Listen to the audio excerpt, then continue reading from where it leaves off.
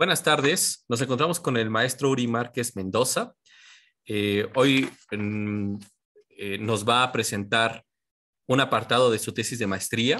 Su tesis de maestría se denominó Modalidades, Reificación y Metáforas del Pasado en el concepto de etimología, y abordaremos el apartado específicamente 2.2, que empieza en la página 138, denominado Fragmentos de análisis del discurso histórico y filológico, cómo funciona la lexicografía. Y bueno, sin más, le damos la pauta al maestro Uri. Muchas gracias por la presentación, doctor Bitsu, la invitación al canal para comentar un poco el trabajo que realizo. Es una investigación que pues no está terminada, sin embargo doy algunas pautas para pues la consecución de algún proyecto en el futuro por parte mía o de alguien más, ¿no? Y como señalaba el doctor Bitsu, el tema central aquí es la cuestión de la etimología, ¿no? ¿Cómo comprendemos, cómo conceptualizamos la etimología? La etimología en términos generales se ha usado como una herramienta conceptual en distintas disciplinas, ya sea súper especializadas o no tan especializadas. ¿Y por qué menciono esto? Porque, bueno, la cuestión de si un discurso es más o menos especializado ya tiene mucho que ver con el carácter conceptual que se tenga de un determinado sintagma. Esto no lo digo yo, ¿no? Ya desde la lingüística en los años 60, con Michelle Holiday, se trabajaba esta cuestión, ¿no? De qué tan especializado es un concepto o no tan especializado. Y si es menos especializado, pues pertenece más al ámbito del lenguaje natural. Y bueno, en ese sentido, la tesis está abocada a desentrañar conceptualizaciones que proceden del ámbito de la especialización, en específico de la filología. Y bueno, en el campo de la filología, pues encontramos también otra disciplina muy grata, que es la lexicografía, que se dedica a la investigación de las raíces del sentido de los términos que usamos, ¿no? Y a ellos se les dota de una característica esencialmente histórica. Esa es otra de las cuestiones bueno, llaman la atención también respecto a lo que puede considerarse un discurso lexicográfico, un discurso filológico, ¿no? Y las similitudes que tiene, bueno, sí hay diferencias, pero más similitudes con respecto al discurso histórico, y el discurso histórico entiendo como historiografía. Bueno, en términos generales, historiografía, ¿no? Que tiene un campo nociológico muy bien delimitado, por lo menos desde Heródoto hasta nuestros días, y que ese campo nociológico delimitado pues la permite identificar eh, como una disciplina pues sui generis respecto a otras como la sociología, la antropología, la ciencia política, ¿no? Y bueno, en ese sentido, pues hay una interrelación, pues especialmente, no solamente empírica, ¿no? Me refiero a conceptual, ¿no? Y bueno, en esos términos quisiera tratar esta charla. La titulé Modalidades y Reificación, un poco rehaciendo el título de lo ya presentado en mi tesis, y como subtítulo Historiografía y Filología, ¿no? Una crítica, porque básicamente lo que buscaba es hacer una crítica, pero una crítica sustentada pues desde un fundamento nociológico y epistemológico fuerte. Y eso lo encontré en investigaciones filosóficas de Wittgenstein. En la mayor parte de este libro, que es un deslinde total de lo que Wittgenstein trabajó en 1914 con el Tractatus, ¿no? Aquí Wittgenstein replantea una noción completamente nueva de lo que es filosofía del lenguaje. Y dentro de esta noción nueva de filosofía del lenguaje, propone también un análisis propio, un análisis que puede llamarse análisis gramatical, así lo han considerado sus exégetas, Hecker, en español Tomasini, también lo ha lo ha tratado en ese sentido como un análisis gramatical wittgensteiniano de los términos. Y bueno, ¿a qué alude este análisis, no? Bueno, como les comentaba al principio, tiene que ver con esta separación entre conceptos más especializados o menos especializados. El fundamento del análisis wittgensteiniano es el lenguaje natural. Y dos nociones importantísimas para comprender este análisis es el de legítimo e ilegítimo, conceptos legítimos e ilegítimos. Para Wittgenstein la legitimidad está sustentada en, pues vamos a decirlo así, en la heteroglosia o el dialogismo que se establece solo en el campo del lenguaje natural. ¿Por qué? Porque nosotros no nacemos, es obvio, ¿no? Nosotros no nacemos adquiriendo lexemas súper especializados, ¿no? Como uno podría pensarlo, ¿no? Sino que se van adquiriendo a lo largo de la vida.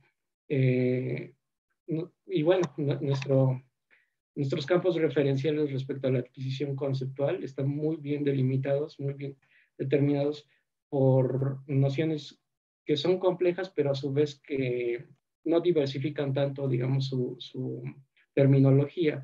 Y en este sentido también en mi trabajo pues di cabida a lo que es la antropología, pero no la antropología entendida en el sentido meramente literario, ¿no? Que sí es importante porque de ahí parte, ¿no? O el sentido también retórico que se le da a las figuras de pensamiento, sino como un principio conceptual que también rige la forma en la que hablamos y nos expresamos cotidianamente. Y bueno, un ejemplo claro nos ofrece George Lakoff, que es uno de los autores que retoma aquí, bueno, entre tantos otros, que están adscritos a una corriente de pensamiento anglosajón, muy en boga hoy en día, que es el cognitivismo. Sin embargo, bueno, yo deslindo igual, trato por lo menos de deslindar en buena parte y en base a la propuesta de Wittgenstein, eh, lo que es, digamos, concepción cognitivista de concepción sociocognitivista. ¿Por qué es importante? Porque el cognitivismo sostiene hoy en día muchos mitos, y entre los mitos que sostiene, por ejemplo, es el mundo privado, las emociones o las sensaciones que se transmiten a partir de un concepto, o lo que se ya denomina intersubjetividad, que se trabaja hoy en día en el campo de ciencias del lenguaje, lo conciben como parte de un mundo interno. Y bueno, ese es un mito que se ha sostenido desde el cognitivismo y que autores como George Lakoff pues, todavía lo sostienen, ¿no? Y no solamente él, bueno, otros muchos. Por eso es importante tener en mente lo que comentaba, ¿no? Que este análisis no solamente está sustentado pues, en retomar posturas sociocognitivistas, también wittgensteinianas, porque eso nos permite tomar conciencia de los procesos históricos de los conceptos mismos. Y bueno, menciono todo esto porque también para deslindarlo un poco de lo que, del uso vaya, por decirlo coloquial, pero también especializado, que es ese de etimología. ¿Por qué quiero decir esto? ¿No? Porque tampoco quiero que se confunda el hecho de que conceptualizamos con una carga histórica con respecto a lo que es una etimología, ¿no? Una etimología, y bueno, paso aquí a la presentación. Una etimología puede ser considerada una narrativa, o de qué tipo, ¿no? ¿De qué tipo de narrativa estamos hablando? Cuando observamos a la etimología, la atendemos en su especificidad y no solamente en su condición lexicográfica. Eh, esta pregunta que yo propongo aquí, repensar continuamente, es esta cuestión que también en sociolingüística, por lo menos igual desde los años 70, desde la mirada de William Labov y Walewski, se trabaja como concepto narrativa, no, igual no en el sentido literario del término, y igual hago este deslinde porque es preciso. O sea, estoy trabajando mucho con deslindes y quiero ser muy preciso para no confundir. Cuando hago esta pregunta, la etimología es una narrativa, me estoy refiriendo a los 6 pasos que nos presentan en Labov y Palemsky en su propuesta del 67, que es básicamente resumen, orientación, clímax, resultado y moraleja. Los dos últimos no necesariamente aparecen en una narrativa, pero por lo menos los primeros elementos, como el resumen, la orientación y el clímax, sí aparecen y aparecen sobre todo en el lenguaje natural, en el lenguaje cotidiano. Nosotros nos expresamos así y no es como el cognitivismo lo ha sostenido que conceptualicemos así, sino por una cuestión, no por una cuestión isomórfica, ¿no? de mente con sociedad, ¿no? Sino por una cuestión de uso, como lo refiere Wittgenstein, y de uso continuo, y que no es unívoco. El uso puede modificarse. El uso de un determinado sintagma y la conceptualización que se haga de ese sintagma es histórico y por tanto durable. Y esos cambios conceptuales son los que nos permiten ver que el lenguaje cotidiano no es un monolito, ¿no? Sino que también está en continua transformación. Por eso, volviendo a Wittgenstein y la cuestión de lo legítimo y lo ilegítimo en las conceptualizaciones, por una cuestión meramente de orden pues, de adquisición, de primacía, vamos a decirlo, de primacía en adquisición del léxico por parte del ser humano, es que lo más sencillo, que es los conceptos con los que aprendimos, con los que crecimos, se parte para aclarar o clarificar conceptos que a lo largo de nuestra vida pues vamos a estar adquiriendo, ¿no? Sobre todo estos conceptos súper especializados que ya tienen que ver con campos nociológicos bien delimitados. Y bueno, porque esta aclaración también es importante hacerla, ¿no? En el análisis de tipo wittgensteiniano, porque al encontrar conceptos que son legítimos también nos va a permitir aclarar sentidos, sobre todo sentidos que pueden ser de carácter filosófico, metafísico, que están presentes, muchas veces están de manera subrepticia ya en el plano del lenguaje especializado, ¿no? Y bueno, eso se presenta en cualquier campo nociológico, no solamente en ciencias sociales, estoy pensando en ciencias sociales, ¿no? Que es el campo en el que está inscrito ciencias del lenguaje, ¿no? Sino también en humanidades, estoy pensando también en ciencias exactas, ciencias duras, ciencias de la salud, en otras más donde la metafísica también tiene pues cierto dejo de cierto dejo conceptual que está permeando en el discurso, para difundirse, ¿no? Al gran público, y muchas veces inclusive permanece como un elemento, esta metafísica como un elemento a priori de las investigaciones o de las propuestas que hacen pues hoy en día los investigadores, ¿no? Y bueno, uno de ellos específicamente ya centrándonos en el trabajo, es el campo de la filología. Y bueno, ¿qué más? Y qué mejor que entrar a los campos nociológicos que son pues más cercanos a humanidades, a ciencias sociales, para comenzar aclarando estas cuestiones que embrollan muchas veces pues la reflexión, básicamente, ¿no? Las propuestas que se hagan en una investigación. Embrollos que, como decía, tienen un carácter, pues, en mayor medida metafísico, ¿no? Y bueno, por eso es importante hacer este análisis y irlo acompañado de un análisis crítico del discurso, que es otra de las cuestiones que trabajé en mi tesis. El análisis crítico del discurso, pues hoy en día también se trabaja en el campo de ciencias del lenguaje, es un área transdisciplinar y la trabajan pues, autores muy conocidos como John Van Dijk. Este análisis se propone, bueno, ser crítico con los elementos conceptuales que están inmersos en una cláusula, en una oración en específico, tomando en cuenta que hay siempre un discurso y un macrodiscurso que está modulando los sentidos y las conceptualizaciones de los sintagmas presentes.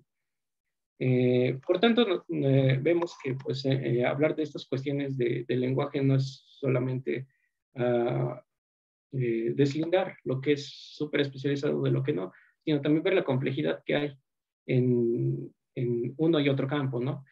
Y bueno, esta crítica pues va en parte, ¿no? Del reconocimiento de lo que se ha trabajado en filología, tomando en cuenta pues las características símiles que mencionaba al principio con respecto al discurso histórico, el discurso de carácter historiográfico. Y esta formalidad, sobre todo, que tienen al presentar pues sus entradas lexicográficas, y el corpus que bueno, se me viene a la mente el corpus que trabajé, que es el de Corominas, el diccionario crítico etimológico de John Corominas, y es un diccionario muy célebre en lengua española, que presenta justo la entrada de un determinado concepto y su etimología, pues es la razón de ese diccionario. Y bueno, varía de extensión, ¿no? Puede presentar a veces una historia muy completa del sentido que puede tener un concepto o no, dependiendo de qué tan avanzada sea la investigación en términos fonéticos, o en términos fonológicos del concepto, pero también en términos sintagmáticos del mismo. Y bueno, esos son los avances que ha hecho de manera muy significativa la lexicografía y la filología, ¿no? Sin embargo, han presentado todo esto, esta narrativa, como les decía, en términos de Labov y Walensky, como una historia unívoca. Y esa es la cuestión, ¿no? Cuando hablamos, y vuelvo al segundo, tercer deslinde que hacía respecto a lo que es conceptualización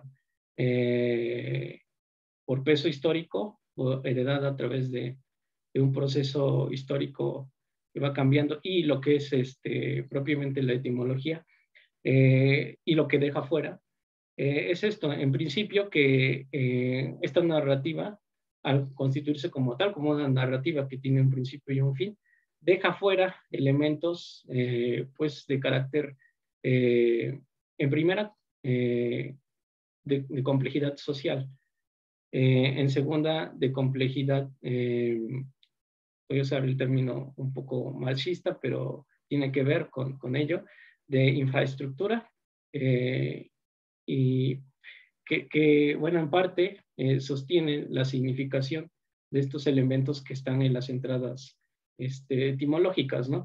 Pero bueno, este es el problema, ¿no? De las investigaciones. Presentan siempre en un grado más o menos cerrado o terminado una entrada conceptual, pero no dejando fuera, bueno, siempre estos elementos que son de carácter sociohistórico, y sobre todo que tienen que ver con contradicciones, procesos dialécticos que se dan pues a nivel de la sociedad o de la historia, y que modifican en mucho el curso de un concepto.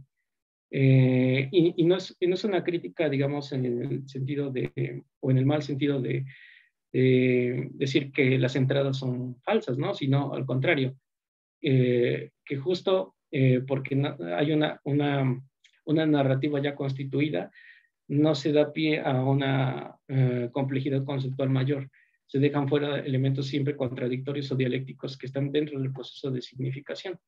Y la modalidad que presenta esta entrada lexicográfica ya está dada por el sujeto operatorio que investiga, y que retoma de otros y de otras investigaciones pasadas para mostrar un resultado, en este caso la entrada léxica, ¿no? Esta contradicción que no es tomada en cuenta en el proceso histórico de la infraestructura, y que influye mucho en cada periodo histórico, bueno, pues se deja fuera en el discurso filológico, ¿no? ¿Por qué? Porque se constituye en sí como una narrativa. Y bueno, en ese sentido hablo también de redes de significación, ¿no? Estas redes de significación que uno podría entender a partir de un discurso ya hecho, pues no es así, ¿no? Están dentro de este proceso histórico que está en tensión, en contradicción. Y es un proceso histórico que, como nos los presenta la entrada lexicográfica, es de larga duración o mediana duración. Por eso dije, hay algunas entradas que varían en extensión, y eso era importante decirlo porque no solamente por la carencia de investigación que se ha dado, sino también por el decurso, el tipo de narrativa que están empleando en una determinada entrada. La temporalidad, por ejemplo, es un elemento modal que está ahí presente, muchas veces de carácter deóntico, como yo lo pude analizar en el corpus, eh, de carácter también retórico, porque trata de persuadir y de convencer que en efecto en determinado periodo temporal se cerró, hubo un cierre conceptual que delimitó una franja de sentido, de significación a un lexema. Y esa cuestión, que en otra entrada distinta puede aparecer quizá menor, es decir, pueden tomar una fecha que comience en 1494 y de ahí seguirse hasta 1898, ¿no? Y puede haber otras que no, que se remonten hasta los términos griegos, ¿no? Que podrían ser las etimologías más populares, ¿no? Hay algunos que se van a remontar a etimologías árabes, ¿no? Entonces, los están datando en siglos muchísimo anteriores, ¿no? No están colocando un criterio modal de esta tensión de datos, vamos a decirlo, cuantitativos, que se presentan en la entrada lexicográfica. Y bueno, ese es un primer criterio que llama la atención en el análisis, ¿no? La modalidad con la que se presenta este tipo de discurso y que, bueno, al auditor o al que lee la entrada lexicográfica. También me refiero a auditor porque en el corpus que yo analicé no solamente tomé en cuenta lo que fuera la parte escrita, ¿no? Sino también la parte oral. Analicé cómo se usa también la etimología en lo oral, sobre todo en lo que son programas de difusión. Por ejemplo, La Dichosa Palabra, que es un programa del Canal 22, centrado exclusivamente, ¿no? en cuestiones de este tipo, ¿no? De mostrar datos etimológicos y indagar y reflexionar sobre el mismo, ¿no? Bueno, aunque no parezca increíble, ¿no? Hay estas similitudes modales que se dan en el campo tanto oral como escrito. Y esa es una cuestión que también me llamó mucho la atención y que emergió del análisis, de un análisis pues muy atento a los elementos sintagmáticos en la parte escrita y también en las transcripciones que hice de los programas, de cómo se iba dando este tipo de deonticidad, ¿no? Y bueno, no solamente se da la deonticidad, también la parte epistémica, porque dentro de la que se llama en inglés modality, un recurso lingüístico que se usa también en ciencias del lenguaje, también se habla de epistemicidad o de construcción de conocimiento. Y ciertos sintagmas en el análisis nos muestran que, en efecto, tanto en lo escrito como en el oral, hay un intento por posicionarse epistémicamente frente al escucha, frente al que está leyendo la entrada lexicográfica. Es decir, todos estos elementos van concatenados, ¿no? No están tampoco separados. Muchas veces se encontraba que un mismo sintagma tenía las mismas funciones de deonticidad y epistemicidad, ¿no? Y conectadas inclusive con una función retórica que es la de persuadir. Antes así que una reificación o una metáfora presentes en la estructura semántica, por ejemplo, de la historiografía, ¿no? Y esta es otra de las cuestiones que también está presentes. Dentro de estos procesos modales también se hallan procesos de nominalizaciones y de metaforizaciones. Les señalaba al principio también que trabajaba con tropos, tropologías, pero no en y así se deslinde con respecto a lo que se pudiera hacer en literatura. El deslinde, ¿no? Aquí en este sentido no es tan abrupto como se podría pensar, ¿no? Metaforización, por eso se habla con esa terminación, que es un concepto anglosajón, eminentemente anglosajón, pero que está adscrito al campo de lo que es la lingüística. En ese sentido tiene un tratamiento distinto al que se le pueda dar en literatura. Y bueno, hay trabajos, muchísimos trabajos que se han hecho en lingüística sobre lo que es metaforización en el lenguaje natural. No solamente el de Lacan, ¿no? Hoy en día, por ejemplo, se habla en análisis de metáfora epistémica, ¿no? Epistemic metáfora. También se habla de metáfora gramatical, grammar metaphor, para identificar estos elementos que les comentaba, elementos súper especializados que se elaboran ya en un discurso pues de un grado universitario elevado, específico, súper especializado, ¿no? Quiero poner un ejemplo, es propiamente de filología, ¿no? Acá, este artículo, y les presento, que se titula Philology, Linguistics and the Discourse of the Medieval Text, de Susan Fleischmann, filóloga, y este pequeño extracto de este artículo, en el que podemos ver todos estos elementos que les comentaba. Los elementos en amarillo, como has come to be equated in the minds, Minutius methodology, aunque parecieran que no nos dicen nada o que están formando parte de un posicionamiento autoral, en realidad están hablando de esta modalidad consecutiva de la deonticidad y la epistemicidad en la cual se está posicionando el sujeto operatorio, Susan Fleischmann. Y bueno, así como estos podemos encontrar otros elementos, por ejemplo, a destacar son los azules y los morados, que nos hablan también de pues, una recursión siempre al sujeto operatorio. Y bueno, es de llamar la atención, ¿no? Porque uno pensaría, ¿no? Que se está construyendo conocimiento, y sí, en efecto, se está construyendo conocimiento, pero a la vez también se está posicionando conceptualmente el individuo, ¿no? No es una amalgama, ¿no? Entre el sujeto operatorio y el conocimiento que está presentado, porque claramente nosotros podríamos leer todo el artículo, hacer un resumen, y bueno, a partir de ahí elaborar una investigación, proponer una investigación, ¿no? Sino que lo que se presenta aquí también es la parte pues del mismo sujeto operatorio.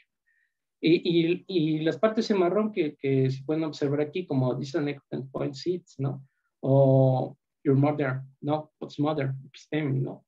Que no están, bueno, no los coloqué en colores, sino nada más las puse, no las rellené pues de colores, sino nada más las marqué en color marrón.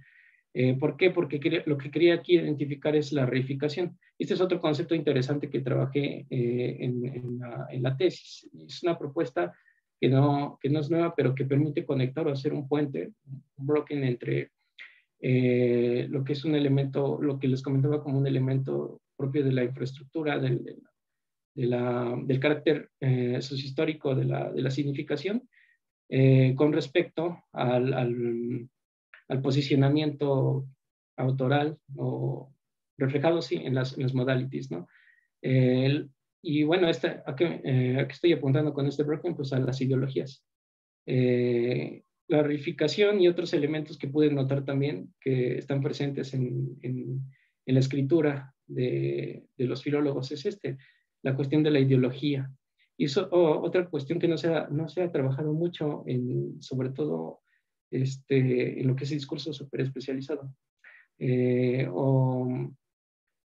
Pienso que sí, tal vez en términos de lenguaje natural o lenguaje cotidiano, porque es más fácil identificar nuestros elementos de posicionamiento del sujeto que habla, ¿no? Pero no en los escritos académicos, por ejemplo, ¿no?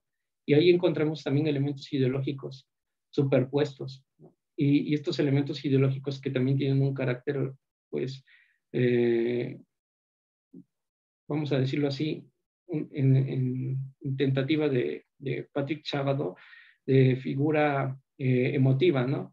De figura de sensación. No quiero, yo menciono así figura emotiva, figura de sensación, porque no quiero que le identifiquen con las emociones o las sensaciones, ¿no? Que eso tiene que ver, llama como un carácter más empírico, ¿no? Y también físico, bioquímico, ¿no?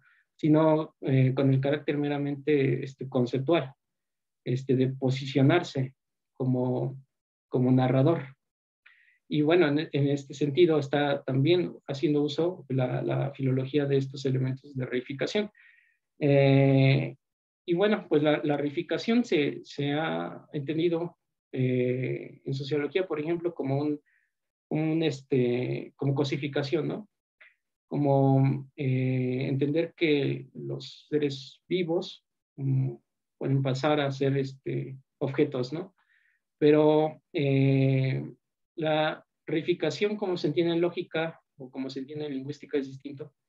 Igual que en el caso de la metaforización, la reificación la entienden, digamos, en el proceso opuesto, ¿no? No contrario, sino opuesto. Cómo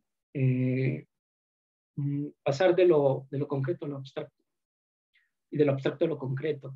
Y lo que yo encontraba en el corpus es esto, lo último, pasar de lo abstracto a lo concreto. Hace mucho lo que llamamos en era cotidiana generalización, pero que en realidad se presenta como una abstracción de un elemento conceptual específico basado en una teoría específica, pero que en realidad tiene un carácter ideológico y que está presente en el discurso filológico también. ¿Y cómo nos damos cuenta? Bueno, pues no quedándonos nada más en la identificación de ese elemento abstracto, sino en todo lo que acompaña la oración. Es decir, cómo va construyendo la idea la autora o el autor. Eh, y bueno, este elemento abstracto puede ser muchas veces un sujeto que rige una oración, ¿no? Es decir, que presenta también un verbo específico, un verbo que puede ser de carácter material, de carácter mental, de carácter epistémico, que son propios, o uno pensaría, ¿no? Por lógica, eso tendría que ser para los seres vivos, ¿no? Pero no, también se usa para entidades abstractas, ¿no? Y bueno, eso es otra de las cuestiones que pude analizar y observar. Y un punto, añade un punto más a la crítica de lo que es el campo nosológico de la filología y la lexicografía. Bueno, me pasó esta parte. No sé si todavía tenga tiempo para... Sí. Ok. Por favor, Ori. Bueno, continuando con lo de las modalidades, también puede observar no solamente esta relación, como les decía, entre modality, reificación, posicionamientos autorales, sino también el dejo retórico. El dejo retórico que está presente en este discurso académico. Y bueno, la retórica, pues sabemos que si queremos comprender la retórica, pues tenemos que remontarnos por lo menos al trabajo de Aristóteles, ¿no? Retórica tecne, ¿no? Y bueno, aquí lo que yo coloqué es, lo que les presento aquí es una pequeña muestra muy sucinta de lo que también trabajé en forma gráfica, ¿no? Como la deonticidad, y bueno, estos pequeños circulitos que son la multiplicidad de elementos sintagmáticos que puede aparecer en el discurso, unos más grandes, otros menos, porque algunos tienen mayor peso dependiendo del efecto retórico que tiene, o sea, de la dinamis que puede tener dentro de la estructura discursiva. en relación con la intención autoral y las figuras del pensamiento. Y aquí sí entra de lleno lo que es las figuras del pensamiento, ¿no? El caso de la metonimia, la sinécdoque, no solamente la metáfora, pero también está presente la metáfora y otros elementos que la hipérbole que iba encontrando y que, no es, y que están de manera subrepticia en este corpus, ¿no? Y bueno, eso tiene que ver con el plano de la intención, de lo que se espera lograr por parte del que escribe un artículo de este tipo, ¿no? O del que plantea una investigación de este carácter etimológico. O en el plano de la difusión de los programas de televisión como el del Canal 22, el de La Dichosa Palabra, pues también, ¿no? Un plano de deonticidad que no está velado y que aparece en forma de figuras del pensamiento en el habla, ¿no? Y que pues el receptor no, en el proceso de reconocimiento de los contenidos que está recibiendo por parte del emisor, pues no reconoce, ¿no? De entrada hasta que hay una cribación de estos elementos conceptuales, ¿no? O de estas modalidades. Y bueno, esto a su vez pues determina el eje de las relaciones sintácticas, que como les decía, pues una lingüística está acostumbrado a ver el sintagma o las terminaciones sintagmáticas como cambios a muy largo plazo, y no. Hoy en día lo que estamos atestiguando, y eso me di cuenta sobre todo en el análisis de la transcripción, ya en el plano del oral, y que por cierto no está separado también de lo escrito, porque eso es algo que valdría la pena al final discutirlo, porque tiene que ver con un plano de heteroglosia entre eje escrito y eje oral, ¿no? Pues hoy en día lo que vemos es una transformación más acelerada de las relaciones sintácticas. Esa es otra cuestión también interesante, que en el discurso filológico y lexicográfico no se presentan, ¿no? Nos los presentan más como a mediano plazo o a corto plazo. Y bueno, esta cuestión habría también que analizarla, ¿no? ¿Por qué se están posicionando así en las entradas lexicográficas, ¿no? Y bueno, ese posicionamiento pues responde a esto, ¿no? A un carácter eminentemente univocista, ¿no? Del conocimiento, de la construcción del conocimiento, y a un carácter también de posicionarse como filólogo, ¿no? Como lexicógrafo, ¿no? Es decir, no reconocer cuáles son los límites ¿no? Los límites de tu disciplina, ¿no? Y me parece que eso es otra crítica que se le añade, ¿no? A la cuestión de cómo se trabaja la etimología, ¿no? No reconocer elementos que en suma podemos decir son complejos. No solamente lo que les comentaba, contradicciones y dialécticas, ¿no? O tensiones que se dan en el seno de la infraestructura, ¿no? Es decir, en el plano de lo sociohistórico, ¿no? Sino también estas cuestiones complejas que se dan hoy en día, de la aceleración del advenimiento de nuevas tecnologías que modifican en mucho esta relación heteroglósica, ¿no? De lo escritoral, y acelera mucho las transformaciones en las relaciones sintácticas. Y bueno, que a su vez, pues, está conectado con una expresión conceptual, ¿no? Les presento aquí otro pequeño resumen, igual de manera gráfica. Y lo que vemos aquí en el embudo, y que tiene como resultado el sentido común, pues son las cargas ideológicas. No sé si se alcanza a ver, lo voy a agrandar. Las cargas ideológicas compartidas y los conocimientos compartidos, que se expresan pues ya en el sentido común, ¿no? Y que se dejan fuera, muchas veces fuera de los resultados que se puedan tener en un análisis crítico del discurso. Y es decir, un análisis crítico del discurso de discursos filológicos y lexicográficos, ¿no? Y bueno, otra de las cuestiones que son las reglas de uso que les señalaba, ¿no? Es decir, partir de lo más sencillo, lo más simple. Por ejemplo, lo bueno es arriba, lo malo es abajo, que son cuestiones que parecían ser de niños, pero que en realidad ya este, cuando adquirimos o ampliamos nuestro léxico y pues no permanecen ahí, ¿no? Modificadas en muchos sentidos, como otro tipo de lexicografías, otro tipo de lexemas que diga y otras estructuras discursivas distintas, pero que están ahí presentes, ¿no? Y bueno, aquí hago otra vez, remarco otra vez el deslinde entre lo que puedan trabajar, por ejemplo, los cognitivistas o los estudios culturales, ¿no? Porque esto lo podrían identificar fácilmente con estudios culturales o cognitivistas, y no es así. Tampoco es la cuestión generalizarlo, ¿no? En ese sentido, hablar de que se trata de una cuestión cultural.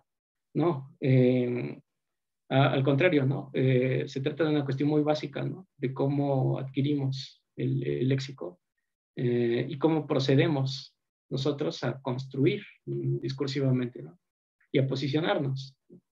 Y bueno, esto a su vez, estas reglas de uso tienen que ver con una matriz del sentido común, ¿no? Que está conectada con lo que llamamos procesos de conceptualización. Y bueno, así en investigación trabajé la conceptualización, ¿no? En parte como las reglas de uso que se dan en el lenguaje cotidiano, el lenguaje natural, en oposición al el discurso filológico y lexicográfico, y teniendo en cuenta siempre una relación con el sentido común, que, como decía, es resultado pues, de ideologías compartidas y de conocimientos compartidos.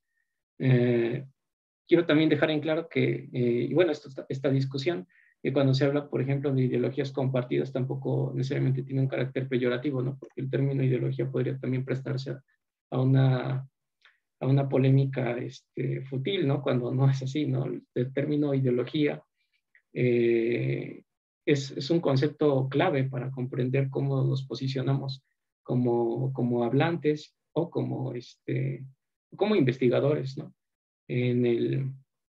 Y bueno, hacemos uso constante de eso, ¿no? Eh, mm,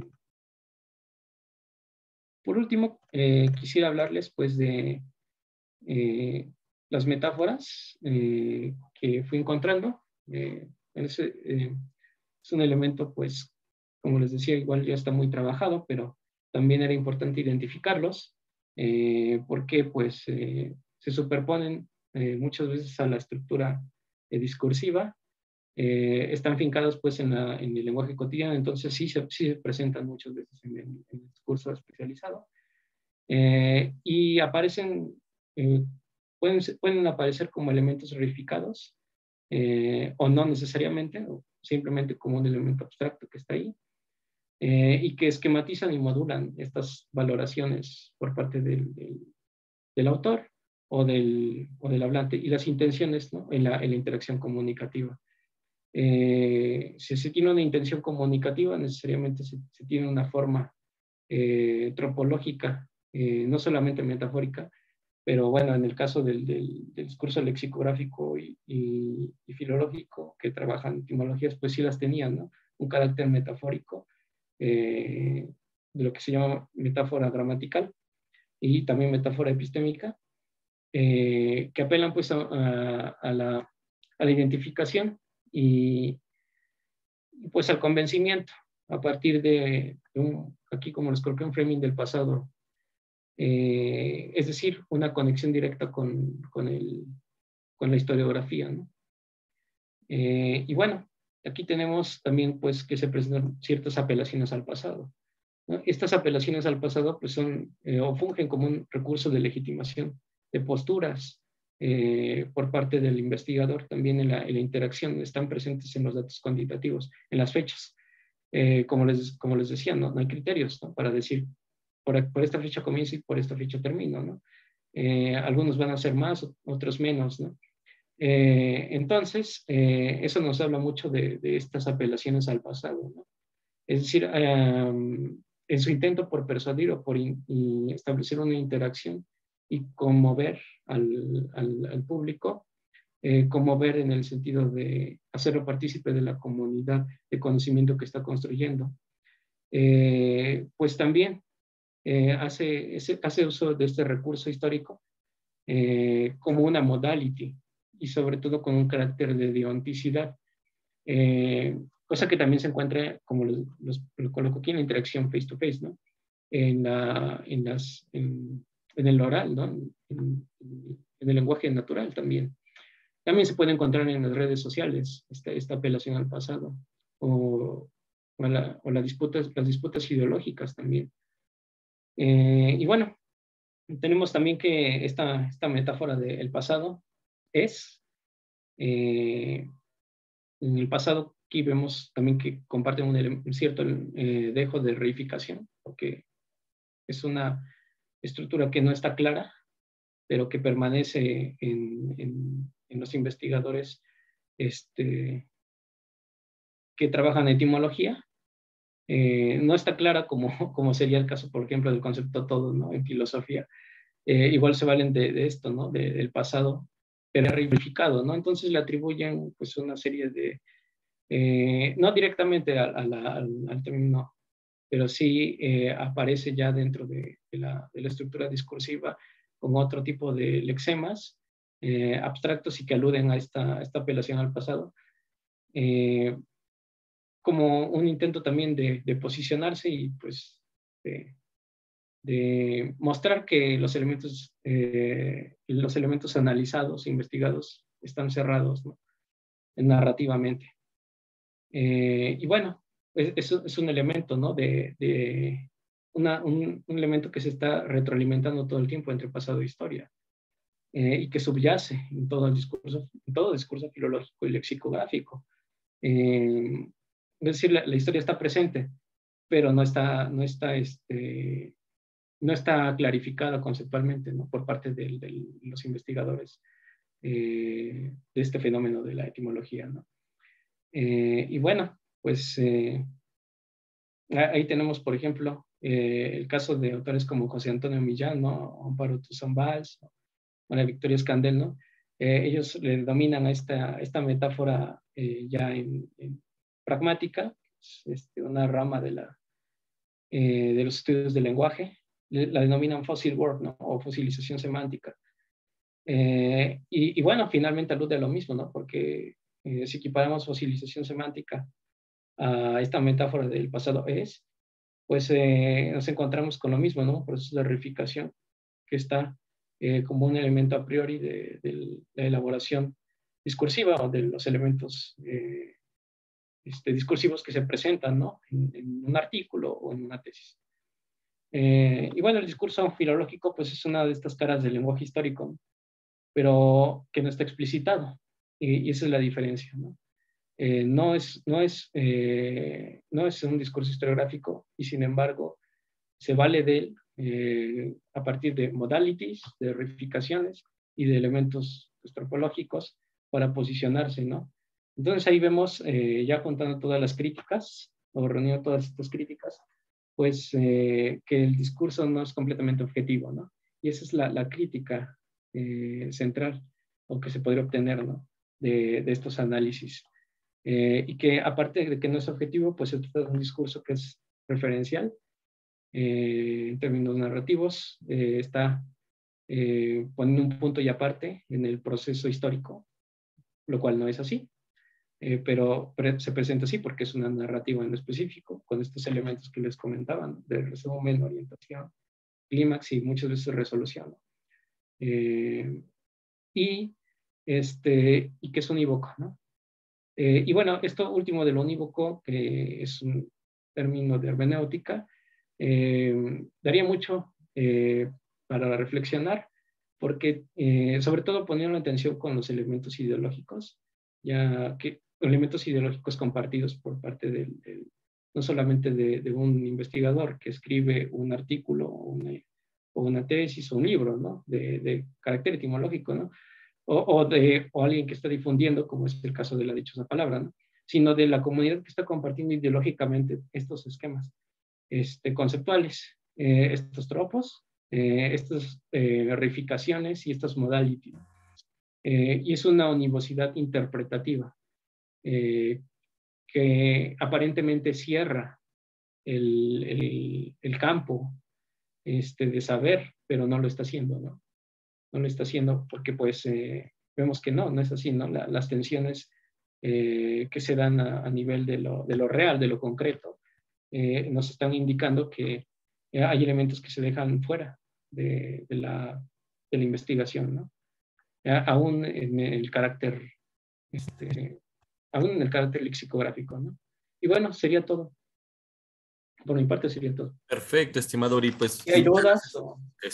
no, yo te agradezco mucho. Me parece sumamente interesante. Me remito a un apartado de la página 159, donde dices, tomaré fragmentos de la revista especializada en filología, Nova Tellus, para analizar el discurso filológico con el objeto de mostrar las conceptualizaciones que operan a lo largo de las operaciones eh, eh, constitutivas, ¿no? En estos modelos no compartidos con hablantes cotidianos y en contextos especializados como el gramatical, el lingüístico y o entornos intelectuales. Y eso específicamente también me remite a esta posibilidad de correlaciones espacio-temporales, dado los conceptos determinados. Y me parece sumamente importante lo que estás mencionando aquí, lo que estás apelando en este punto, porque me recuerda también a las posibilidades del mismo deslinde, ¿no? De Alfonso Reyes cuando habla de la recursividad y la circularidad ancilar, pero que se encuentra en diversos niveles, ¿no? Para él sería el coloquio y el paraloquio, ¿no?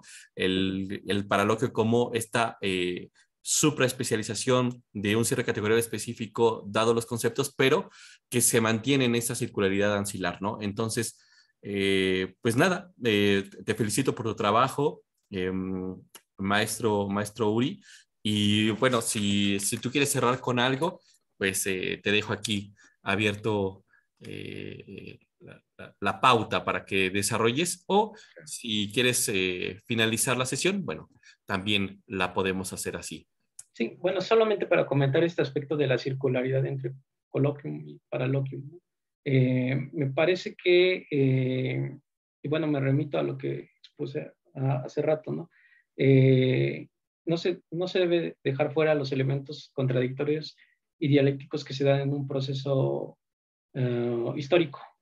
¿Y por qué? Porque esto en buena medida determina la significación. No el campo de lo referencial, que está propiamente operando a nivel del lenguaje, ¿no? Sino en el campo de la significación. Es decir, hay contradicciones y procesos de tensión que no van a aparecer pues en ningún diccionario, en ninguna enciclopedia, ¿no? O inclusive en una investigación, ¿no? No están agotados completamente, ¿no? Y eso sucede pues en cada etapa histórica, ¿no? Eh, por eso no podemos afirmar contundentemente que una conceptualización emerja, como lo presenta la etimología, ¿no? Que una raíz se presente así, como tal, conceptualmente determinada por un proceso histórico trazado se me ocurre, desde los griegos, ¿no? Sin dejar fuera todos estos elementos contradictorios y dialécticos que suceden en la realidad, que sucedieron en la realidad y que siguen operando, ¿no? Y que modifican en buena medida esto, ¿no? La significación en la que están participando los hablantes y no solamente los hablantes, sino también los que construyen conocimiento, los que se están posicionando epistémicamente, ¿no? Entonces, en ese sentido tampoco están separados, ¿no? No estamos separados, pues, de la comunidad de hablantes. Y por eso, en buena medida, nos afecta toda esta cuestión de contradicciones y procesos dialécticos en la realidad, ¿no? Ese es uno de los puntos que habría en un futuro que discutir, no solamente para la cuestión de la etimología, porque, digamos, aquí lo que presenté, pues, fue ese ejemplo, ¿no? De análisis, sino para otros elementos lexicales que están presentando en filología o en lexicografía, ¿no? Que quizás no presenten esto, ¿no? De modalities o reificación, ¿no? O elementos de metaforización, ¿no? O quizá presenten otro tipo de elementos en el análisis, pero finalmente vamos pues a llegar a esto, ¿no? A que se dejan fuera elementos siempre, ¿no? Dentro de la complejidad de un proceso operatorio, ¿no? No es solamente parece que la misma subjetividad o la objetividad, ¿no? No, sino que hay un proceso macro que los está modificando todo el tiempo. Y bueno, yo quisiera cerrar con eso, ¿no? Y una invitación también a discutir, ¿no? Y a criticar también estos puntos de vista, ¿no? Porque pues yo pienso que solamente a partir de la privación y la crítica de estos elementos se construye realmente un conocimiento y no solamente se está posicionando. Pues perfecto, estimado maestro Uri, pues te agradecemos por esta excelente y egregia exposición y pues finalizamos con esto esta sesión. Muchas gracias. Sí,